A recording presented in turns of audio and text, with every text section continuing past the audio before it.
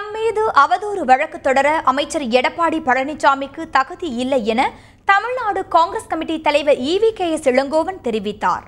கடந்த 6 மாதங்களாக அமைச்சர்கள் மீது 15க்கும் மேற்பட்ட குற்றச்சாட்டுகளை தெரிவித்து வருவதாக குறிப்பிட்ட இளங்கோவன் அதற்கு யாரும் எதிர்ப்பு தெரிவிக்காததால் அதை ஒத்துக்கொள்வதாகவே அர்த்தம் என்றும் கூறினார்.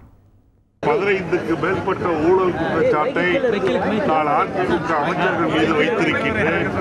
இப்போது ஒரு அமைச்சர் தான் மான நஷ்ட வழக்கு என் மீது போட்டிருக்கின்றார்.